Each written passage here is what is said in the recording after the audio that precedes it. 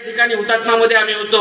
सगळे बोर्ड लावणं, सगळे यंत्रणा, सगळे पाहुण्यांचं स्वागत करणं, हे सगळे कामं दिवस रात्र जागून हे सगळे शिक्षक मंडळी करतात। त्या सगळ्या ज्ञात अज्ञात सर्व शिक्षक मंडळींचा मी मनापासून आभार मानतो, कारण तुमच्या सहकार्याशिवाय हा कार्यक्रम यशस्वी होणं केवळ आणि केवळ दुरापास्त होतं। आणि पुन्हा एकदा आदरणीय योगेशदादा कदम साहेबांचे मी मनापासून आभार मानतो की वेळात वेळ काढून त्यांनी आज या कार्यक्रमाच्यासाठी उपस्थिती दर्शवली। शिक्षकांचे, आमच्या सगळ्या बांधवांचे प्रश्न संवेदनशील पद्धतीने आपण समजून घेत आहात। येणाऱ्या काळामध्ये आम्हाला विश्वास आहे की ज्या पद्धतीने आदरणीय रामदासभाई कदम साहेबांनी एक धडाडीनं त्या ठिकाणी राज्याचं नेतृत्व करण्यासाठी, शिवसेनेचं नेतृत्व करण्यासाठी महाराष्ट्र पिंजून काढला, अगदी त्याच पद्धतीने योगेशदादा कदम साहेब देखील संपूर्ण महाराष्ट्र सध्या पिंजून काढत आहेत। युवा पिढी, एक युवा नेतृत्व म्हणून सगळे आम्ही युवा पिढी देखील तुमच्याकडे एक आशेने या ठिकाणी बघत आहोत। आणि म्हणून येणाऱ्या काळामध्ये योगेशदादा कदम साहेबांच्या नेतृत्वामध्ये आपल्या सगळ्या शिक्षकांचे प्रश्न आपण टप्प्याटप्प्याने मार्गी लावू, हे पुन्हा एकदा अभिवाचन या कार्यक्रमाच्या निमित्ताने उपस्थित सर्व